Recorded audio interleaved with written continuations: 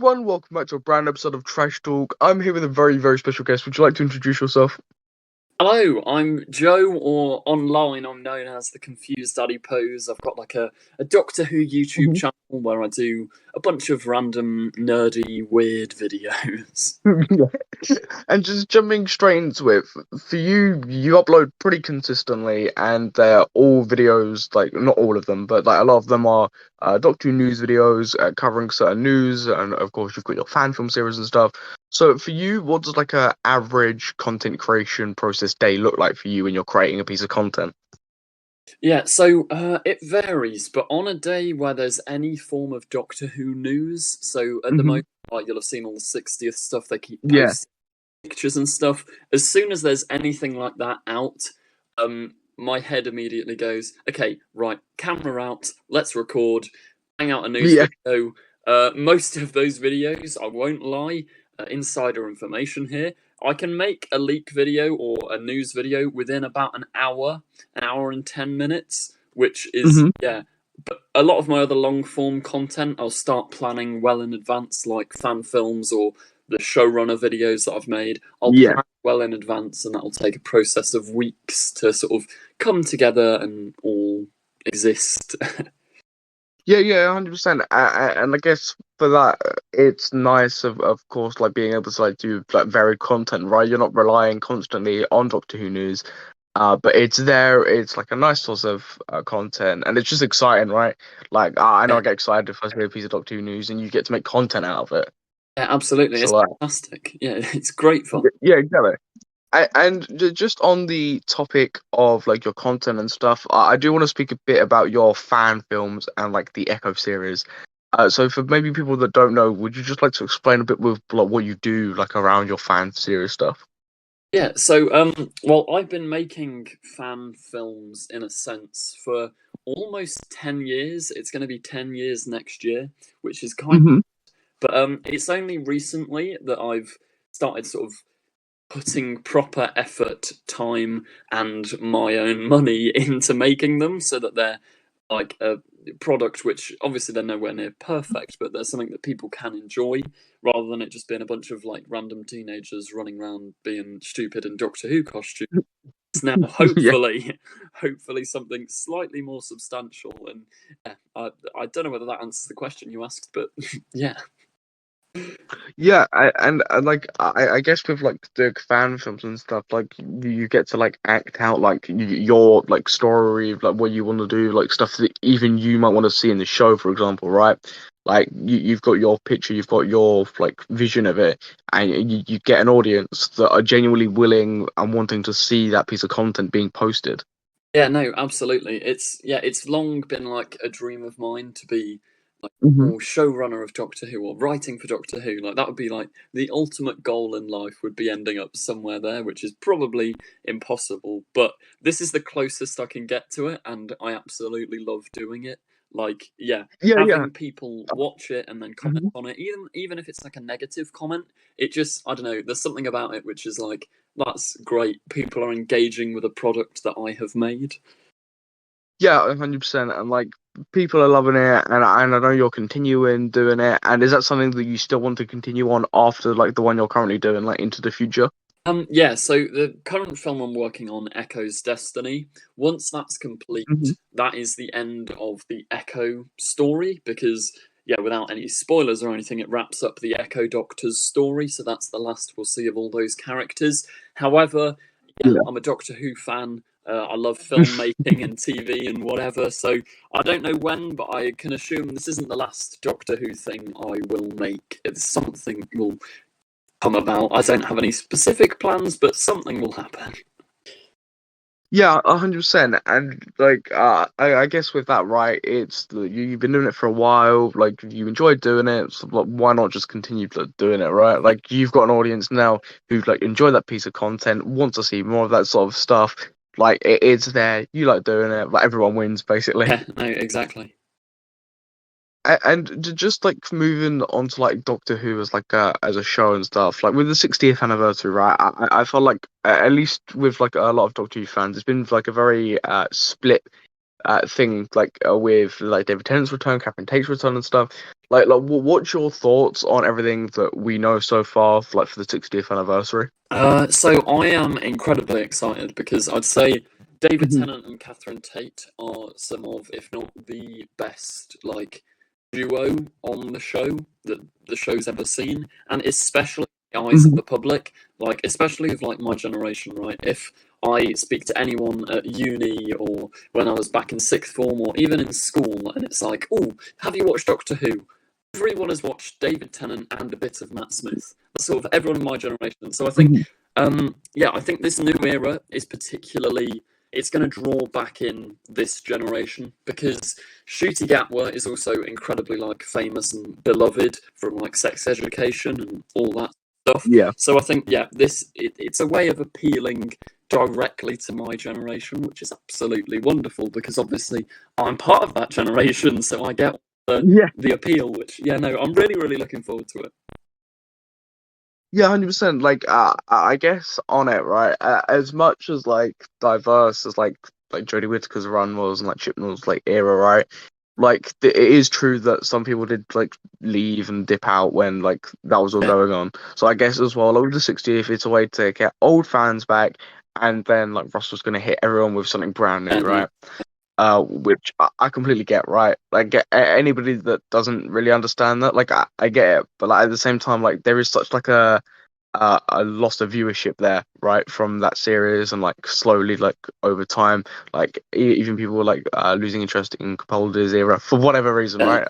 I love him so much, but people were losing interest and stuff. So I guess Russell's got to try and get that viewership back, which is a pretty hard job, and then continue with the Yeah, show. no, absolutely. I think you are right because there's like I noticed it while watching the show during the Capaldi years. It slowly got less and Mhm. less people watching, which was just really sad because I can remember being in secondary school and being like, "No, guys, Series 10, it's really good. Please watch it. It's on your TVs Yeah. right now." And I remember at the time that like the couple of people that did watch Doctor Who, there was like two or three of them, and only one of them watched Series Mhm. 10, and the other two were talking about Sherlock. And I can remember just being in, like, no, the show used to be so popular. Like, go back to the 50th anniversary, everyone was watching, and now it's just crumbled. Yeah, yeah, there was definitely a loss of interest. I feel like everyone knows Doctor Who, but you'd be very rare now. I feel like it's getting better now, but if you go back a couple of months, you'd be really rare to find someone who was watching the Yeah. current episodes or series in that moment. It just wasn't happening, and for a very different reasons. Something that I do want to get into in a bit. But I feel like we're going on the right track, trying to bring back some hype around the show. The announcements seem really good. Even some of the merchandise that's been coming out more recently. I feel like it's all just building up hype, and we're getting things that we've wanted for a while Yeah, now. no, absolutely. Yeah, the build up to this is, yeah, because I think Russell talked in a Doctor Who magazine relatively recently about the fact that he's got like this Bible of when he's going to release stuff to the public, and I think Hmm. he's called it like Doctor Who Winter or something, and yeah, so Yeah, end of summer, autumn time, I reckon. The marketing's going to go insane, and we're just going to get Doctor Who everywhere, which, yeah. yeah, I can't wait to see. Yeah, I'm not going to be complaining. Merchandise announcements, casting announcements, trailers. I'm not going to be complaining about any of that. Absolutely. And and for you as a Doctor Who creator, as someone who loves Doctor Who, and this is I feel like this is a good question. What is your thoughts on the Jodie Chibnall era? Because I feel like it's a very it's an era that I wouldn't ask you what your thoughts is on the Russell T Davies era or Stephen Moffat's era, right? But I feel like it's such a diverse era, which has caused so many issues within the fandom, right? Where people don't know how to feel about certain episodes, don't know how to feel about Doctor Who moving forward, how certain storylines will connect, the Timeless Child line and stuff. So overall, what's your thoughts on that era and everything that went on? So I'll go from the beginning. When Series 11 came out, I Mhm. wasn't all that impressed, and I was a bit like, oh, well, this is a bit underwhelming. I remember the night Yeah. of The Woman Who Fell to Earth, like the first Jodie episode, I watched it, and just didn't connect fully, and I was kind of like, Tim Shaw is, I think my exact words were like the most villain of the week villain to ever exist, ever. Like, he was just Yeah. so just like, oh no, threatening man with teeth in his face, and it didn't feel, yeah. But I'd say as time went on, when Resolution came out, I was like, okay, I'm kind of getting the vibe of this new era, and I kind of like it. But come Series 12, I don't know what it was. Maybe it was because I'm a simp for the Master or something like that. But when Spyfall Part 1 aired, I was like, oh my god, my love for Doctor Who is back. This is great. And I really enjoyed Spyfall Part 1. Spyfall Part 2, it kind of lost me a little bit. I loved the mystery, and I loved they were finally doing something. And then I relatively enjoyed Series 12. It wasn't perfect by any means, but I thought, like, okay, Doctor Who's kind of going back on track. Then, controversially, Timeless Child came out. I thought, what a great episode. I really enjoyed it. Like, I know it sent the internet spiraling, but I was thoroughly intrigued, and I was like, okay, Chibnall has got to have a plan. This is going to build up to some genius thing that we can't see yet. And then the pandemic happens, and then Flux happens, and then Eve of the Dalek happens, and then Legend of the Sea Devil happens, and then I'm just kind of like, oh. But it ends on Power of the Doctor with like a nice note. I really did enjoy that episode. But yeah, I think it's a very troubled era. It's very mixed. I loved it during Series 12, but the rest of it is dips in and out for me. Yeah, 100%. Like you said, like Power of the Doctor is probably like one of my favorite episodes of that era. Like I feel like funnily enough, Chibnall managed to get it like bang on, like right at the end of his era. But I feel like there's just like too many moments in the show that I go, it doesn't feel like Doctor Who. Like I know like the one that constantly circles around is like when like Graham like tries to speak to the Doctor about like his cancer and stuff, and she just like basically tells like a horrible joke and walks away. And it's like I can't sit there and like watch it without like cringing and going like this doesn't feel right, because like if it was any other Doctor, it'd be like this one really of those heartfelt moments moment. for me. I was in a Discord call the other week, and we were rewatching bits of Flux, and this scene, I don't know if you remember, Carvanista's entire species gets genocided. They're all dead, and we just cut to a shot of him looking a bit sad, and then Yaz is like, "Oh no, what's happened to him?" And Dan's just like, "All of his people, they've died," and that's it. It just moves on, and it's like, hang on a second. We've just experienced a genocide. It I don't know. There were just so many like bits like in that like era that just like no, it's like when you're like at the height of Flux, like right in the final episode, right, like the Sontarans are about to like wipe out everything, and then you cut to, like a scene of a Sontaran saying he loves chocolate, and it's just like I get his comedy, and I get that they're trying to go for jokes, right? The Doctor's filled with great jokes, great humor, like great time, and like look at Series 4, Series 5, whatever, right? But my god, like I just it doesn't work. Like none of these jokes work. From Resolution where it's oh no, it's like any humor that like Chibnall tried to put into the show, it just doesn't come off well. Like I feel like instead of laughing with it, we're laughing at it.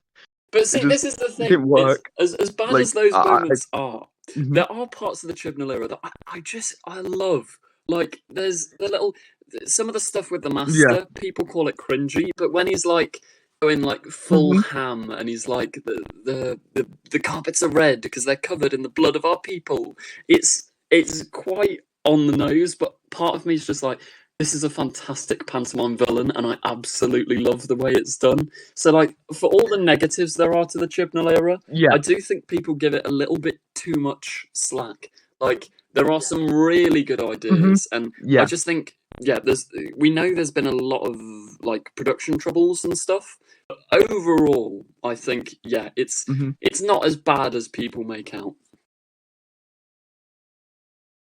Yeah, like there are some very good episodes, right? And I feel like it takes a rewatch to notice. Like I feel like The Haunting of Villa Diodati, for example, is probably like one of Chibnall's best episodes, right?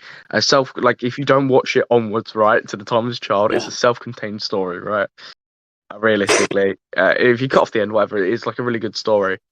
Same with like the the War of the Sontarans, Village of the Angels, and stuff like that. These are really good episodes, but they're just plagued by what Chibnall wanted to tell as a Yeah, story I and agree wanted to connect 100%. War everything. of the Sontarans, I love that episode. I think it's really good. Like, and there are moments of comedy that do hit, like when the Sontarans, like, would be a great place for an invasion, and also I wanted to ride a horse. Like, I think that's really nice. It's like quirky, Yeah, fun, yeah. quintessential Doctor Who. But for every one of those moments, you have a Wi-Fi joke, and it's like, yeah, it's such a mixed bag. Yeah. Yeah. And it's like for every haunting of Villa Diodati you get like in Spyfall Part 2 where like the Doctor just like Yeah. calls up like the Nazis onto the Master. And you just go like, why? Like literally like the couple of series earlier, you've got like the Doctor literally like thinking about like mass genocide. And it's like this big issue, and she's just called up like the worst people in the world to like take away a master that Yeah, like no, isn't white this time, right? So like it makes no like it's just literally just that like that scene has racist, always man. baffled me Like, because the Chibnall era, like its critics always cry like, "Oh, it's the most woke thing ever," and but she literally gets a man of color sent to a concentration camp within the narrative because she can. It's kind yeah, of like he's evil, but nobody yeah, deserves that, yeah. and it's like, oh, I don't know. It's baffling. And well, with that, then it's like played off as like one liner when he like comes strolling out. He looks like he's like been absolutely obliterated. And he just comes out like Yeah. that with a one liner. Like it's like things like that, right? Like I don't mind the Chibnall era, right? I don't like hate it or like dislike it as much as like everyone else does, right? But it just it's stuff like that and like the music and stuff like that for me that just doesn't make it flow as like I can't watch it in connection with Yeah, everything no, else. I've got see, to be in a here's really good here's a mood to watch it. controversial take. I actually quite like the music because don't get me wrong, Hmm. I love Murray Gold, but Hmm. sometimes, and especially like Series 6, Series 7, I felt like the overuse of things like I Am the Doctor started to really get on my nerves, and it's like Yeah. Matt Smith could be making a cup of tea and you can just hear like dun dun dun dun dun dun, and it's like slow down. But then part of like Sega Nakanola's vibe, I kind of like it. Like the 13th Doctor's theme, like when she regenerates, the music that plays there is brilliant. I love the Cyberman stuff, the whole marching, and then the Dalek theme. It all, yeah, for me, some of it's not quite hitting as much as Murray, but I do quite like the music. Yeah, 100%. Like, I feel like there are certain episodes where it like really like comes out like into its own. Like I feel like for me as someone like I love to just like, especially now, like just binge watch like Doctor Who or like do it in like segment of series, right? It just like I feel like when you go from like such different styles, right? It's really different, like the music and stuff. And like I guess because music is such a big part of Doctor Who, right? If you remove the music, it wouldn't be as good. It wouldn't be Yeah, as like yeah. climactic. It wouldn't like feel as good, right? So like I feel like when you're watching it, it's like going from a story from like Capaldi's era, from like his last episode, literally including some of the like the best Murray Gold tunes like ever, right? So Mm. like the Doomsday stuff, like David Tennant's Regeneration, all that sort of stuff, and like Shepherd's Boy and all that sort of stuff. And then you go into like the new music, which is fine, right? But it just doesn't like connect.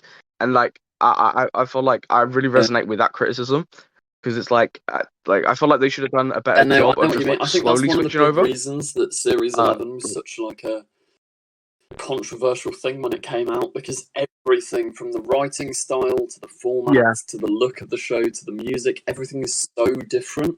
There wasn't like when they switched Hmm. from Series 4 to 5, there was still a change up, but it felt like the same show.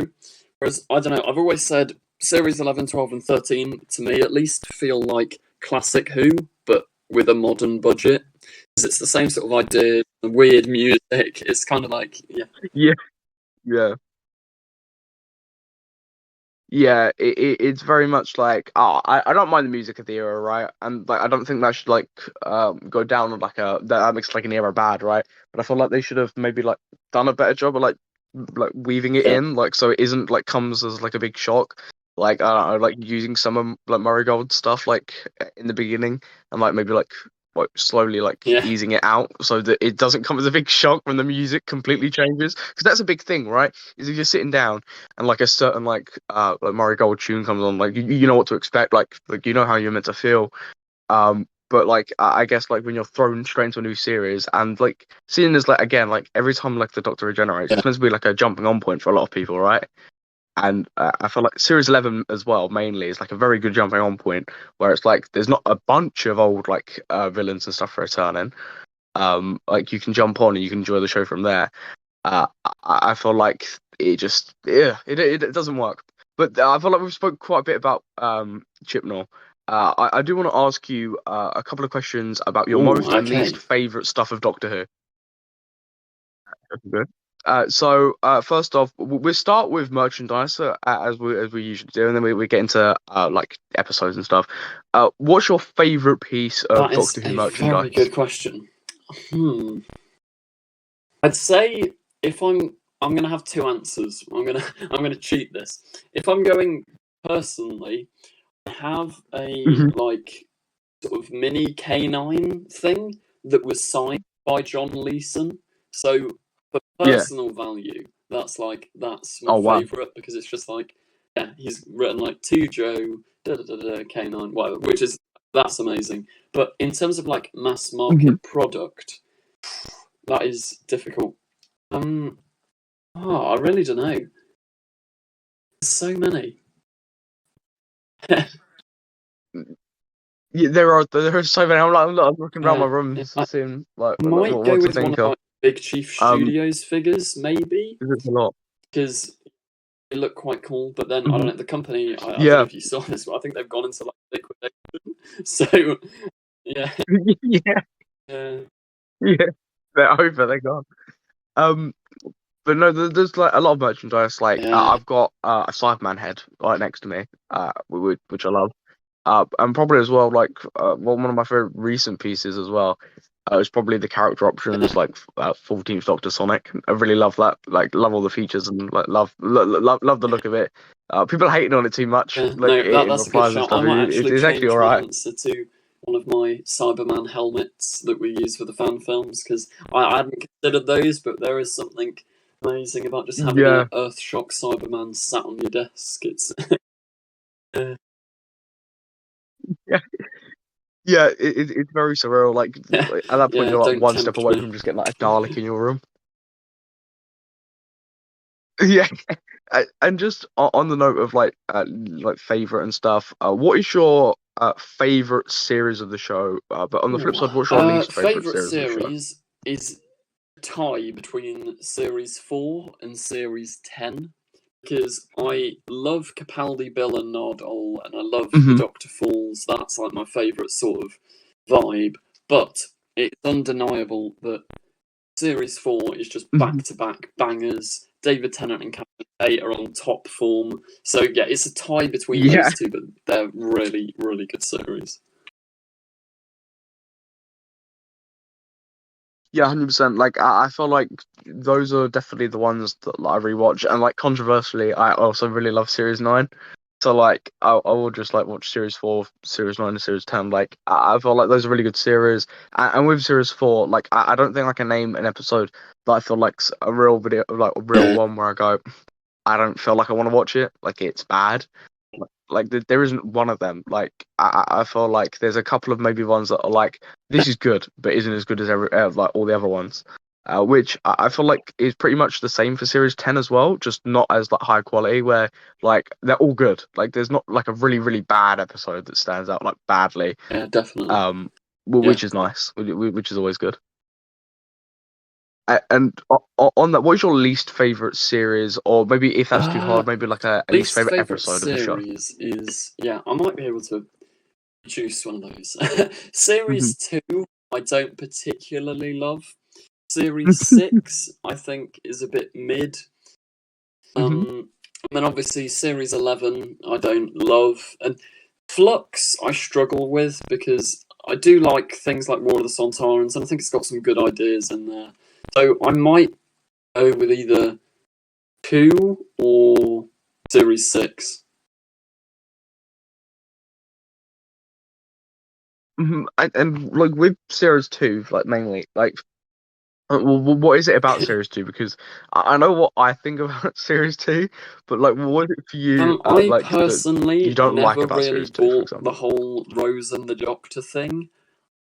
Like, I don't know, I find Rose a bit annoying in that Hmm. series because obviously flawed characters are good and important to have in shows and whatever, but Yeah. I think there's a line and she crosses it slightly into a little bit too bitchy at times and a little bit too grumpy and a little bit too the doctor's mine and nobody else's, and it's kind of like it gets a little bit annoying.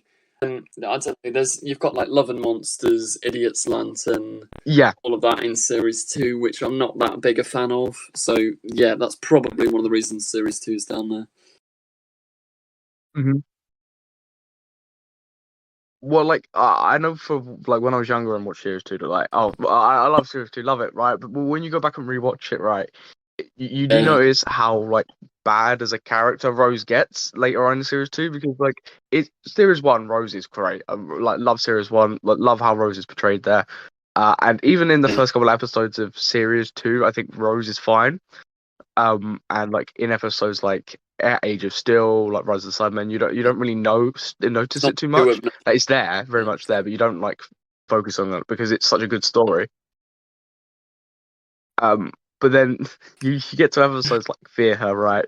Or like all these episodes where it's just like they're not good quality. So you're focusing on like the characters, and the characters are spewing you out like a constant like I yeah, want to like marry the doctor. I want the doctor. Like it just it just doesn't. I don't like when like a companion falls in love with the doctor. I don't like that at all. Like I get like River Song. Like I love River Song, right? I love that story. I love that whole arc. I think that's like some great stuff, especially when like I was rewatching a really bad episode like Doctor Mysterio, right? I don't like that episode like just because of how bad the American accents are, right? But like I love like how like River Song is like the fallout of like all of that is portrayed there.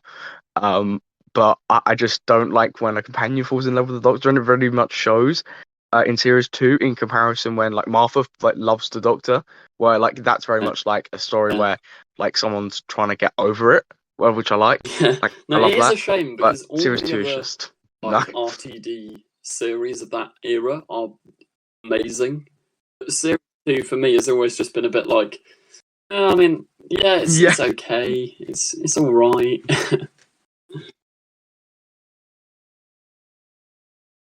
Yeah, like with series two, like there are some really great episodes, right? Like Doomsday and all that. Like I love that, right?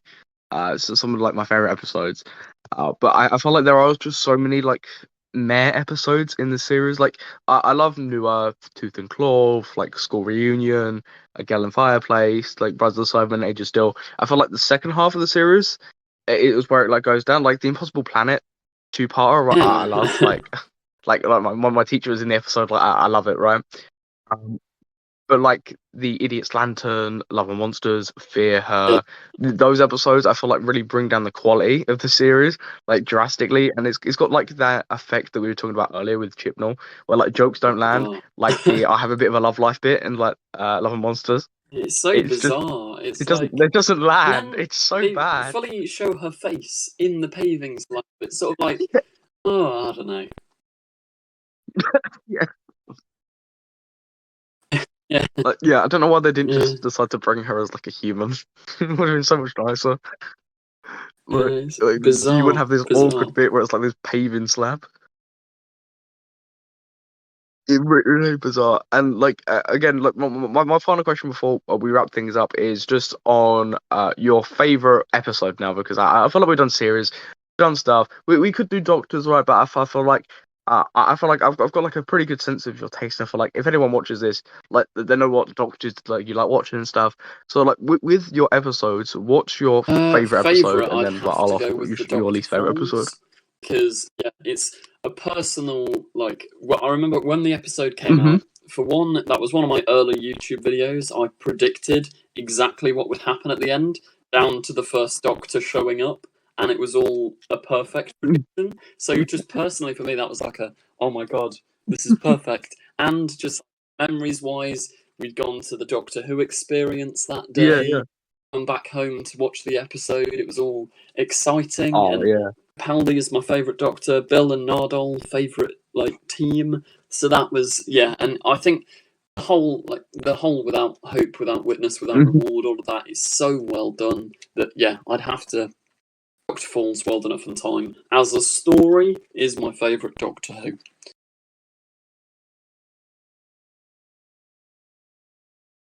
Yeah, those two episodes are very good, right? It's what makes Series 10 and Capaldi is a standout Doctor and my favorite Doctor. It's really highlighted there, right? And when rewatching anything with Capaldi and in those series, right? Even Series 8, where there are a couple of episodes that some people don't like and they're a bit controversial, right? I feel like Capaldi always shines in them, and you don't really notice that until a rewatch, because when you're watching it, you're focusing on the quality of the story. In that moment, and a lot of Series 8 and some people say a lot of Series 9, the quality isn't all that good. But I feel like when you go back, you tend to pick out the really good bits of the story. So and Capaldi is always there as the standout bits, and I think it's very much of a even in bad episodes, like I was saying, Doctor Mysterio, right? Capaldi's performance in the episode's really good. If the script isn't and those two episodes. He just delivers it in such a doctory way. I think he is the quintessential Doctor. He the eyes, the look, the hair, everything, the coat. It's that man is the Doctor.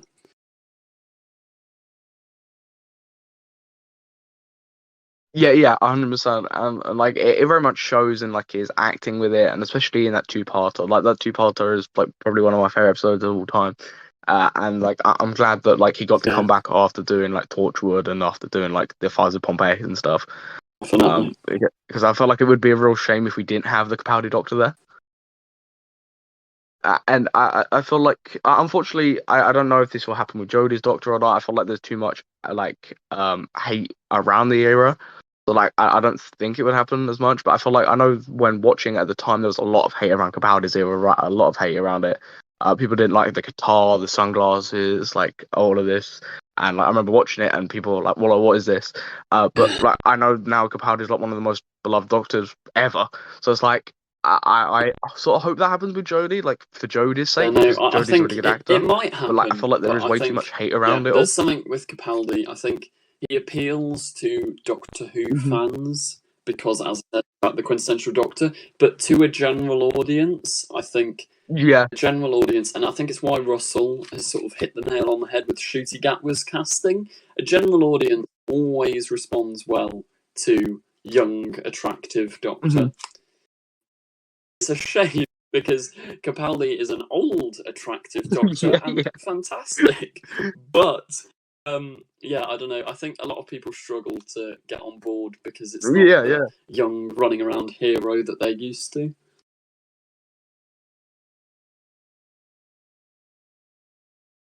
Yeah, you go from David Tennant and Matt Smith and even Christopher Eccleston, right? You could lump him in there, of Doctors that are younger, they're running around. They've got a pretty attractive companion, right? And they're grabbing around and running around, right? And that's what Doctor Who was for those three, or for all those three Doctors, right? And then you get to Capaldi's run, where it isn't that. Which I feel for a Doctor Who fan, that's nice, right? It feels more classic as well, right? Where it isn't just really, really attractive Doctor, really, really attractive companion, and you've actually got companions that are from a different planet, for example, Nardo, right? It's not just human, which is nice. But some people, I guess, if you're trying to appeal to a new audience, you wouldn't do that because no, definitely. I think Capaldi is everything that hasn't come before. There's always a balance, New Who. And I think it's why I love Series 10. It sounds stupid to say real, but Bill feels like a real person. Nardole is obviously alien, and then you've got the Doctor, who's this weird, strange alien, and it just gels really nicely.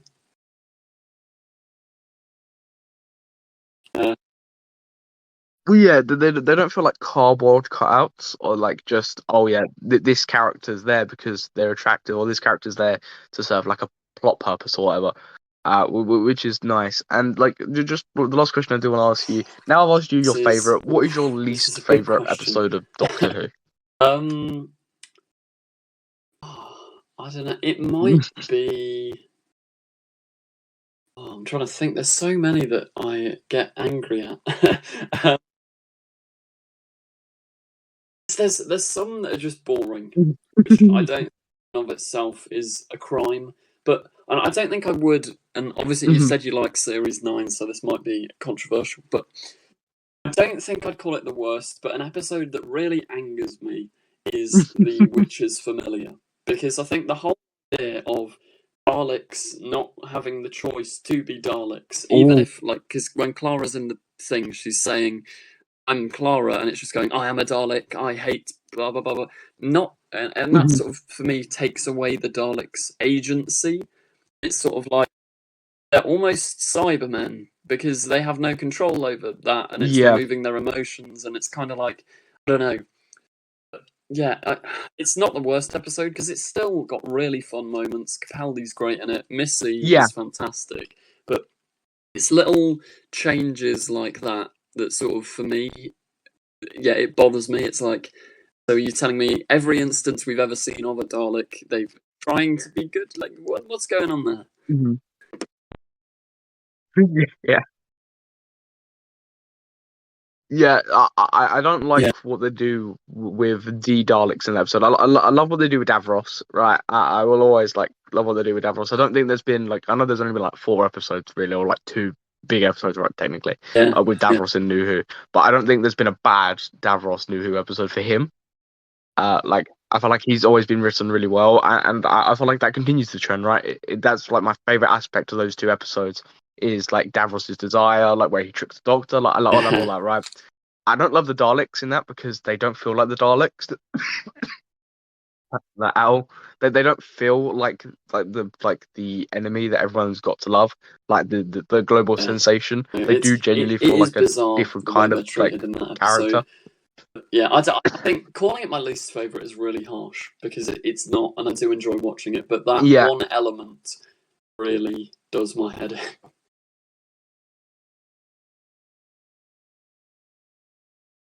Yeah, exactly. Yeah, like, it makes it like it harder to what watch, could have right? been a Because really you know that's nice going to come up. few episodes.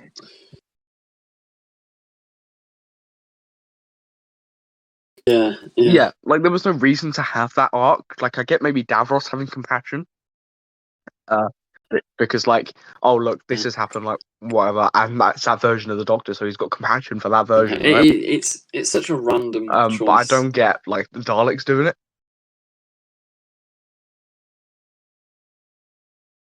Yeah, it just doesn't feel right because then it's never mentioned ever again. Like it's not kept up. It's like one of those decisions that is just it never comes up again, which is like a lot of like as much as I do like a lot of Series 9, right? It's a lot of Series 9. It's a lot of Series 8. It's a lot of Chibnall's era. Like it's a lot of Doctor Who, right? Like they mentioned something like that seems really important, like the Doctor being half human, and then it's never brought up ever again. Try an idea. The fan reaction won't be amazing, so they'll just go, "Oh crap! What do we do? Never mind. Pretend that didn't happen." Yeah. And I don't know whether that's the best method, but also I suppose when a show's 60 years old, you are going to get bits which are like, okay, we'll just sweep that under the rug.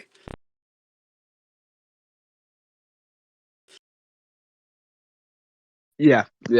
And it's like a great example of what I know people were kicking up a fuss about is Timeless Child, right? Like building up this arc, and then like Jodie just like drops the watch, like he's just like I get it, right? Like I get why you'd want to do that, right? Because the fan reaction was awful, right? It wasn't really positive at all. Like Chibnall was under fire a lot for it, so you'd want to like get that clean. But then you've like made a whole series around it as well. Like that, the Flux was basically like apart from like a couple of episodes that felt really disconnected for like various reasons because they were written before the pandemic and stuff. Like I thought a lot of that series is just Timeless Child continued. So it's like I don't know. It's hard when like you watch a whole series and then me because they just get rid of it. I'm pretty sure Chibnall has said somewhere, because I think he was adopted, and it's all like a metaphor for adoption and the shock of finding out that where you thought you came from isn't actually where you came from and all that, which I think that's a really interesting idea to explore. And I think I don't particularly like, I hated it when it broadcast, but the more I think about it, when she throws away the pocket watch, I kind of respect it, because I think if we're going off the adoption metaphor, it's this whole idea of like, she accepts she will never get answers, and she can't waste her life looking for those answers. She's got to at some point just go, that's enough, goodbye. But then, even within the dialogue, the 13th Doctor immediately goes, unless I really need to find the answers again. And it's kind of like, well, wait, don't stop teasing us. Either get rid of the pocket watch and make a point of it, or don't. Well, and like I feel like the actual metaphor, right? Like of that's great, right? Like with the timeless child, right? Then like that makes it a little bit more easier to watch, right? And like get over. But like I guess from like another perspective, it's like but then the Time Lords like tortured her, and like you like literally did so many experiments on her to perfect it. Like so, it's just like how do I feel about that? Because like usually like anything like little things like Clara being like fucking like killed off, right? Like the Doctor gets like all like help of the Time Lords, right? He spends like 4 billion years in the Confession Dial, right? Like to get to Gallifrey, but like the Doctor won't do anything. Like I know like at this point Gallifrey was like pretty much burnt, right? But like Gallifrey like Jodie didn't do anything about it. Like Jodie's Doctor, like there was nothing there. Like there was no scene where like she's getting incredibly angry about it or whatever, like which you'd normally expect, right? Like you'd expect like when she's found out about everything, she's got the watch, she might get a bit angry. It's just played off as a joke. Ideas, because I think the idea of the Timeless Child, and like, because also there's, I don't know whether it's intentional, but you can link like the Time Lords and all of that to like British colonialism and all of that. I think it's so fascinating to look into all of that, but it's just never properly explored in the show. Like, there's loads of ideas, and also like having a companion that's scared of his cancer coming back. That's such an engaging storyline. But Chibnall's just like, oh, no, I've started writing it. I can't be asked now. I'll just leave it. It's like, there's so many good ideas. I think he's really good at ideas, and I've always wanted to see if he got limited time to write those 3 series, no COVID problems, nothing. What product would we have? Because he's said in interviews before, like, Ranscore out of Kolos, that was the first draft. He didn't have time to fix it. And it's like, well, that makes sense because the story is quite boring. But like, if he got the chance to write it as he intended, I think it would be genuinely quite good. And it's a shame that, he was sort of messed about by COVID and the BBC and whatnot.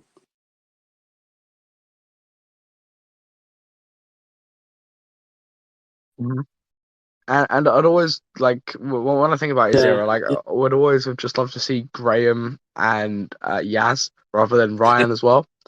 Like, because Ryan is like, I don't think there was an attempt at a story apart from his like the bit with the bike, no, that bit and it's just like it never comes up again until his final episode where he can like shoot a hoop. Basketball, and it's just like, and then whoa, he made it! It took a series for him to throw a basketball. Yeah. It's like that's his most arc he gets, right? And like he's got a YouTube channel, which like if they wanted to play that off and like he's vlogging or doing whatever like through his experiences, well that would have been great. I would have loved to see that. That would have been like a story. That would have been an arc for him. But he gets nothing.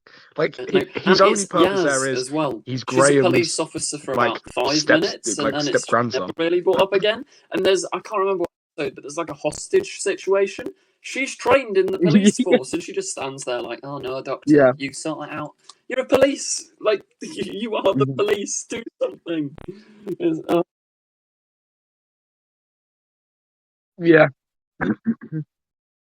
And like with Yaz, what makes me frustrated is like because like Graham, I love Graham. Like I put Graham up there as like a good companion, right?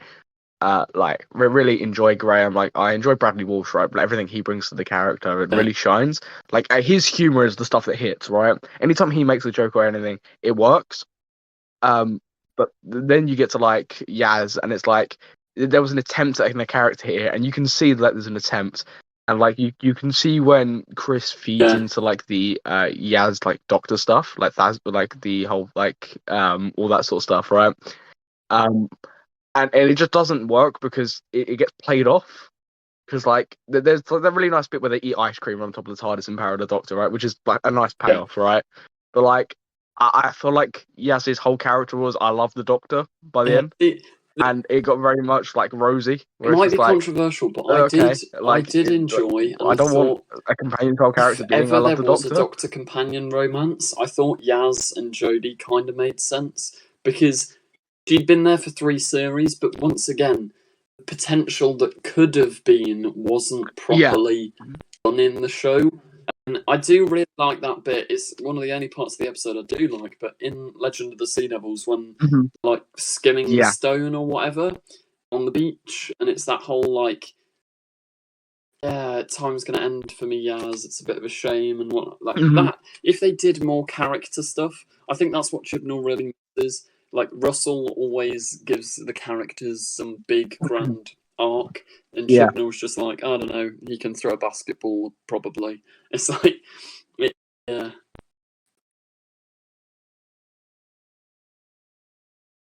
Yeah. Yeah.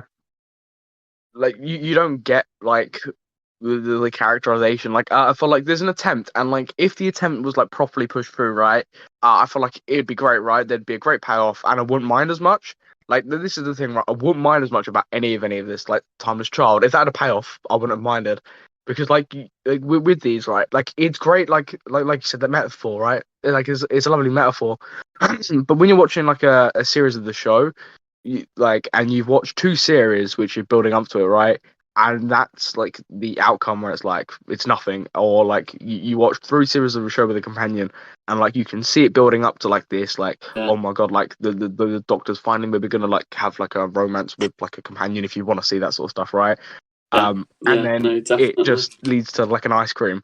Like I get that like it could be really frustrating, uh, watching it, and like I know like when I was watching Power of the Doctor, like I love Power of the Doctor and whatever, but like there's no payoffs there really, and it's like I've been watching like 3 series of like of an era for basically Yeah. nothing to really pay off, and it's like the Master has a great payoff. I look the Master's like arc is he's got a Yeah, and great I think arc, it's a shame but because, like as I said, I everyone reckon else if I feel like Chibnall really had unlimited suffers time from to not being work on fully it, I do characterized. reckon we'd get all the correct payoffs because it's not doesn't know what he's doing. Like if you've watched Broadchurch, that's quite satisfying payoffs for the characters. I Yeah, think it is just a case of COVID, him being rushed through yeah. production, all of this stuff. Sadly, left to like the era not being as good as it could have been. Mhm.